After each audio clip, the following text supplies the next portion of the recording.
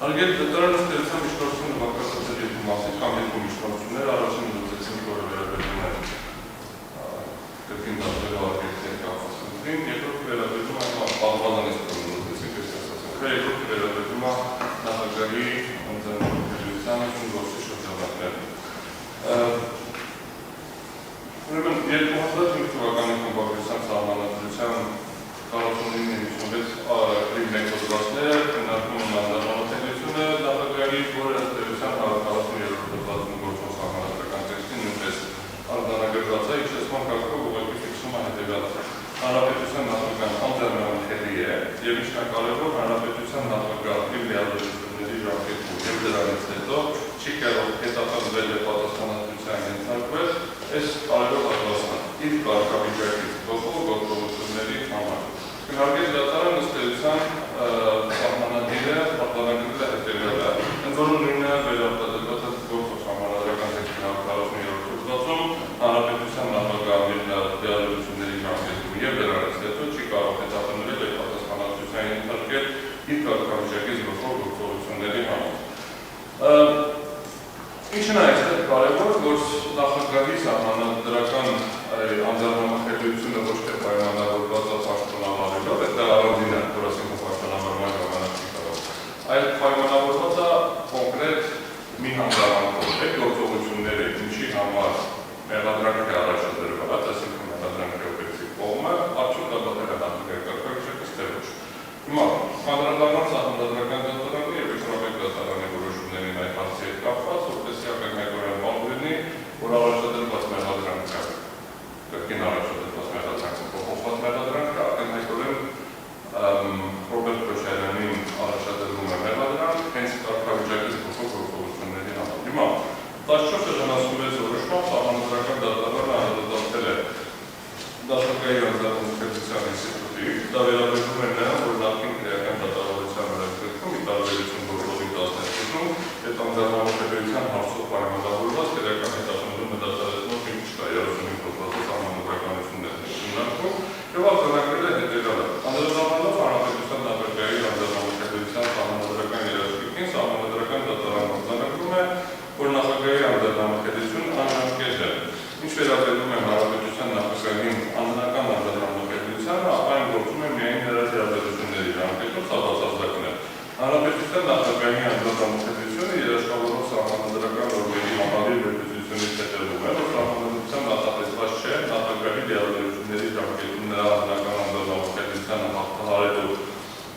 իրավասուն ունեցող հանրային իշխանության մարմին, ինչպես նաև նախանշված չէ այդպիսի ընթացակարգ։ Միևնույն ժամանակ սահմանադրական դատարանը փաստում է, որ սահմանադրությունը չի ամրագրում հատուկ ընթացակարգ, որի շրջանակներում պաշտոնատու հանրապետության նախագահին պատասխանատվության ենթարկելու համար հանդիսացող գործողությունները, որևէ պետական մարմնի կողմից կարող են գնահատվել որպես հանրապետության նախագահի կարգավիճակից փոխող կամ չփոխող, սրա հիման վրա հետագայում ներդրել ասել յուրաքանչյուր փուլում ինֆորմացիա բարի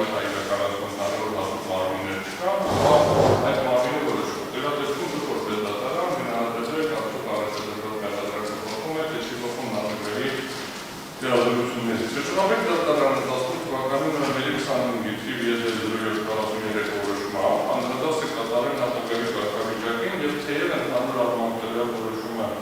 մեր կողմից ընդունելի չի եւ սահմանադրական դատարանը ևս ավելույթ հակադրվել է դրա արտաքսած մի շարք պայմանավորություններին, տարբերակող մեկնաբանություններ, այս առնչությամբ այնուամենայնիվ տեսական մեկնաբանությունների մակարդակով այն արտահայտում է հետևյալը. Հարգելի դատարան ըստ էության հետևյալն է. որոշումը ինքնին ընդհանրության առարկա է Աշխարհի եվրոպական դատարանում, բայց անկախ նրանից հետագայում ինչ կլինի եվրոպական դատարաններում, ես իմ մեկնաբանել իրավ, որպես գործող իրավունք, եւ ցույց կտամ, որ այդ որոշման հիման վրա միևնույնն է, դուք չեք կարողանալու կամ իրավասու չեք իրականացնել, թե որպես դատարան իրավասուչի շարունակեցին գործիքնությունը, որովհետեւ այդ սահմանադրական իրավական է ընթիրը վերաբերում նրան, որ Հայաստանի Հանրապետության դատախազությունը քննչական տարբեր մարմիններ, սահմանադրական մարմինները իրավունք չունեն որևէ քննարկման առարկայացնել մեկ այլ սահմանադրական մարմնի, այն է երկրի նախագահ մարմնի, հանրապետության նախագահ մարմնի որոշումների կամ գործողությունների Սա սահմանադրական մարմինների լիազորությունների վերազանցման դաշտում է, այսինքն սա է կա սահմանադրական մարմինների միջև վեճ, որոնք արկապտուցվում են բացառապես սահմանադրական դատարանում։ Եթե գործողությունը ճիշտ է կամ սխալ է, դա կարող է քննարկման առարկա դառնա բացառապես սահմանադրական դատարանում։ Այլ մարմիններ այդ գործողությունները գնահատելու իրավասություն չունեն։ Դա չի նշանակում, մի հատ էլ ամրագրել, որ նախագահի պաշտպանող զբաղեցնող անձի գործողությունները մասնավոր կյանքում, որպես մասնավոր չեն կարող քննարկման առարկա դառնալ։ Հիմա նախքան 15 թվականի փոփոխություններով սահմանադրությունը ընդունում է եւ պետական կառավարումը ձևի փոփոխությունը, հանրապետության նախագահը սահմանադրությամբ կոչված այդ գործառույթային առավել մեծ ծավալով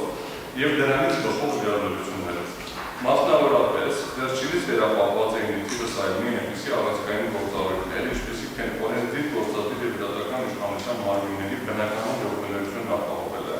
Հայաստանի Հանրապետության անկախությունը, տարածքային ամբողջականությունը անվտանգությունը երաշխավորելը։ Վերոնշյալի գործառույթներն իրենց հերթին կանխորոշում էին նախագահի լիազորությունների բնույթն ու շրջանակը, օրենսդիր գործադիր եւ դատական իշխանությունների հետ փոխհարաբերությունների ոլորտում, ինչպես նաև երկրի ներքին եւ արտաքին քաղաքականության հիմնական ուղղությունները որոշելու հարցում։ Սույն որոշման նախորդ կետում շարադրված դիրքորոշումների լույսի ներքո գնահատման ենթարկելով սույն որոշման 13-րդ կետում հանրապետության նախագահի կարգավիճակի առանձնահատկությունների վերաբերյալ կատարված վերլուծությունները վճռաբեկ դատարանը արձանագրում է, որ նախագահի կարգավիճակը նրան զբաղեցրած դիրքն է պետական իշխանության մարմինների համակարգում եւ դրանից բխող նրա իրավունքների պարտականությունների ամբողջություն, ըստ էության կարգավիճակը իրավունքների պարտականությունների ամբողջություն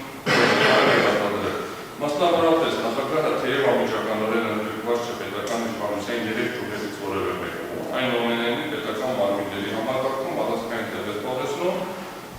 ում որպես բարձրագույն պաշտոնատար անձի եւ պետության գլխի վերապահված է հիմնարար նշանակություն ունեցող գործառույթներ։ Պաշտոնատար նախագահի անձնավորության երաշխիքը բովանդակող սահմանադրական նորմերից բխում է, որ նախագահի լիազորությունների ավարտից հետո վերջինս չի կարող հետապնդվել եւ երկրորդ պատասխանատվությամբ իսկ կարգավիճակից փոխող գործողությունների համար։ Անձնամխելիության սույն տեսակի հիմքում գործառույթային անձնամխելիություն ընկած է ոչ թե անձի ժամանակին զբաղեցրած պաշտոնը, այլ այն գործողությունների բնույթը, որ նա իրականացրել է իր պաշտոնավարման ընթացքում, այն է կարգավիճակից փոխող գործողություններ, սա նորից վճռաբեկ դատարանը վերարտադրում այն թեզիսը։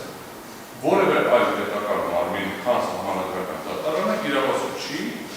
նախագահ ինստիտուտի գործողությունները հասկացի տակ առնել։ Որոշ դեպքերում ազգային ժողովն ամեն քննարկենք այսօրվա գործի հետ կապված, բայց այլ կառուցակարգ չկա, որովհետև հակառակ դեպքում մենք ունենալու ենք բալանսավորման խնդիր, գործադիր իշխանությունը կամ դատական իշխանությունը նախագահի ինստիտուտի վերաբերյալ վերահսկողության միջոցով հնարավորություն է ստանալու օրինակ ազգային ժողովի կամ կառավարության վրա ունենալ վերահսկողական գործիքակազմեր, որը չպետք է լինի, որտեղ բալանսի գաղափարը դա չի։ Վճռաբեկ դատարանը կրկնում է, որ նախագահի կարգավիճակ ասելով պետք է հասկանալ նրա ունեցած գործառնական դերը, լիազորությունների, իրավունքների ու պարտականությունների ամբողջությունը։ Այսպիսով, սահմանադրությունը նախագահին վերապահել է իր գործառույթներից բխող մի շարք լիազորություններ, որոնք կենսագործούν առանձին դեպքերում նաև հայցողական բնույթ է կրում։ Ուստի նախագահը չի կարող պատասխանատվություն կրել իր կողմից իրականացվող քաղաքականության, իր լիազորությունների շրջանակներում ընդունվող ֆակտերի եւ իրականացվող գործառույթների համար։ Հանրապետության նախագահը պետք է երաշխավորված լինի իր կողմից վարվող քաղաքականության, այնպես էլ իր լիազորությունների մեջ մտնող ցանկացած, այդ թվում հայցողական լիազորությունների շրջանակներում ընդունված որոշման համար հետագայում պատասխանատվության ենթարկվելուց։ Վերոնշյալը նախագահի անձնամխելիության ինստիտուտի հիմնական բովանդակությունն է կազմում եւ կարևոր երաշխիք է նախագահի կողմից իրենց սահմանադրորեն վերապահված լիազորություններն ազատորեն առանց որևէ ազդեցության իրականացնելու եւ դրանց համար թե պաշտոնավարման ընթացքում թե դրանից հետո համապետախնդիրների ենթարկվելու համար։ Սա վճռաբեկ դատարանի որոշումն է։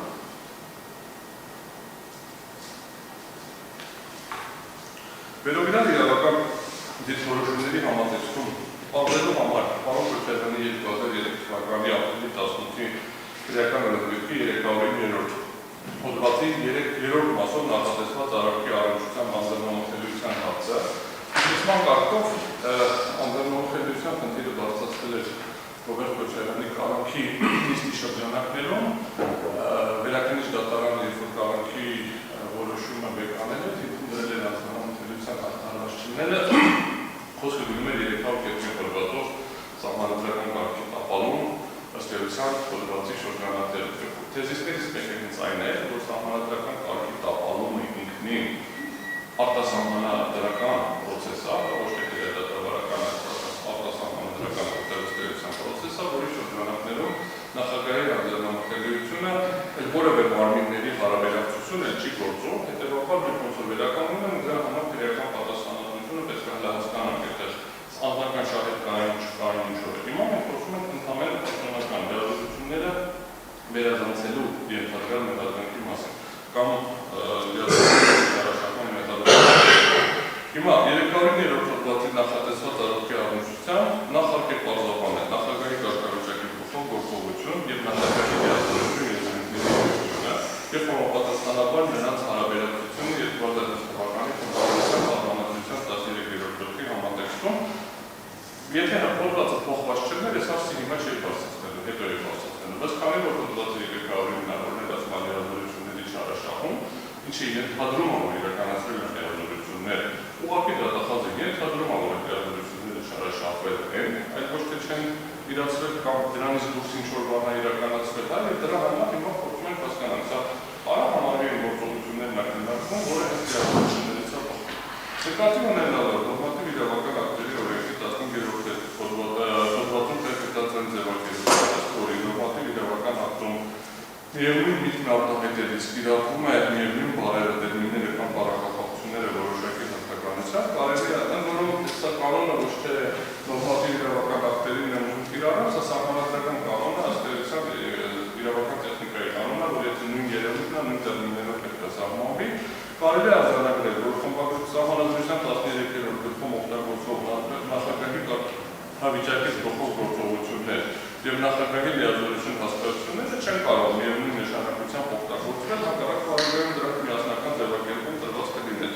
Հետևաբար կարելի է արձանագրել, որ 2005 թվականի խմբագրության սահմանադրության մեջ տեղգտած քննարկող երկու հասկացությունները տարբեր իմաստներով են օգտագործված եղել որպես փոխներացնող հասկացություններ։ Ընդ որում, ըստ էության, նման մեկնաբանությունը ընդունելի է եղել նաև Եվրոպայի դատարանի համար եւ որոշմամբ արձանագրվել է, որ նախագահի կարգավիճակ ասելով պետք է հասկանալ նրա ունեցած գործառնական դերը, լիազորությունների, իրավունքների եւ պարտականությունների ամբողջությունը։ Ստացվում է, որ նախագահի կարգավիճակի փոխող գործողությունները շատ ավելի լայն են, քան նրա լիազորությունները։ Բայց անկախ դրանից մեղադրանք առաջադրված է լիազորությունները շարաշահելու անցնելու համար, լիազորությունները անցնելու համար, ձևակերպում ունեցած։ Հիմա նախագահի գործառնական դերը եւ դրանից փոխող անհրաժեշտ գործողությունների ամբողջությունը եւս ընդհանրական երևույթ է, որի էությունը պարզաբանում է նրա դերի գնահատման որպես սահմանադրական ինստիտուտ։ 2005 թվականի խմբագրությամբ ըստ էության, եթե փորձում ենք հասկանալ պարտականությունները, հետևել սահմանադրության պահպանմանը, ապահովել բոլոր իշխանության ճյուղերի բնականon գործունեությունը, երաշխավորել Հայաստանի Հանրապետության անկախությունը, տարածքային ամբողջականությունը եւ անվտանգությունը։ Հիմա երեք գործառույթներն արդյունավետ իրականացնելու համար նախագահը դրանցից յուրաքանչյուրի առնչությամբ ունի լայն իրավասություն, որոնք ինչպես բխում են նախագահի դերից, այնպես էլ սահմանադրությամբ նախատեսված լիազորություններից։ Ընդ որում, նկատի ունենալով լիազորությունների եւ կարգավիճակի փոխող գործողությունների հարաբերակցությունը պետք է արձանագրել, որ կարգավիճակի փոխող գործողությունների էությունը չպետք է մեկնաբանվի բացառապես լիազորությունների իրականացման առնչությամբ գործողությունների կատարման համատեքստում, տվյալ երևույթը չնույնացման հանգամանքից ելնելով։ Փոխարենը կարգավիճակի փոխող գործողությունները պետք է ընկալել որպես նախագահի այն գործողությունը, կատարելու իրավասություն եւ հնարավորություն ունենալու համատեքստում։ Այսինքն հետեւյալն է, եթե ես չլինելով նախագահ կարող եմ նման բան անել, դա կարգավիճակի չի փոխում։ Եթե ես լինելով նախագահ կարող եմ նման բան անել, դա կարգավիճակի փոխում է։ Սա է, այսինքն ստանդարտը շատ պարզ է։ Եթե ես ցանկացած, ես ասացի նկատում եմ ցանկացած քաղաքացի կարող եմ նույն բանը անել, ապա դա կարգավիճակի չի փոխում։ Հիմա ես օրինակ որպես փաստաբան չեմ կարող դատական գործի վերաբերյալ որոշումներ ընդունել, որովհետև այդ գործողությունները բխում են դատավորի կարգավիճակից։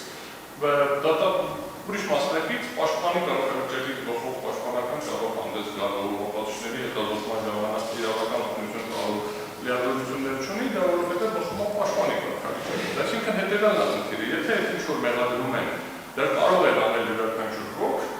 ինչ-որ ձևով, ապա դա չի բխում կարգավիճակից։ Եթե դա չէր բխում, ապա համապատասխանաբար բխում է կարգավիճակից։ Սույն դեպքում նա պետք է նկատել, որ Ռոբերտ Քոչարյանի մեղադրանք առաջադրելու մասին որոշումը վերջինին վերցագրվում է նախկին քրեական օրենսգրքի 300-րդ հոդվածի 3-րդ մասում նախատեսված ավարտի կատարում, միշտ պետք է նկատել, որ քննարկվող հանցակազմի առնչությամբ Ռոբերտ Քոչարյանը օգնում է անձնամարտելությունից, կամ այլ կերպ ասած, նախագահի վերաբերված գործառույթային անձնամարտելության այն աստիճան լայն է, որը պետք է ընդգրկի դիալոգությունների առնչությամբ ցանկացած իրավահարաբերություն եւ նույնիսկ դրանից վեր գտնվող գործելավոճ։ Մեր նման դատողությունը կառուցված է այն տրամաբանության վրա, որ ի վերջո օրենսդրական մակարդակում ոչ թե դիալոգությունների, այլ դրանից բխող գործողությունների անձնամարտելություն է սահմանում, ինչը կլանում է դիալոգությունների առնչությամբ առկա իրավահարաբերությունները եւ նախագահին երաշխավորում է դրանց հայեցողական կիրառման եւ դերից բխող այս գործառույթների կատարման համար քրեական հետապնդման անձնամարտելությունը։ Ընդ որում, վճռաբան դատարանը ինչ արձանագրել։ Նախագահը չի կարող պատասխանատվություն կրել իր կողմից իրականացվող քաղաքականության եւ դիալոգությունների, այս մասը ցիտել եմ ուղղակի սացտեմ։ Այդ թվում հայեցողական դիալոգությունների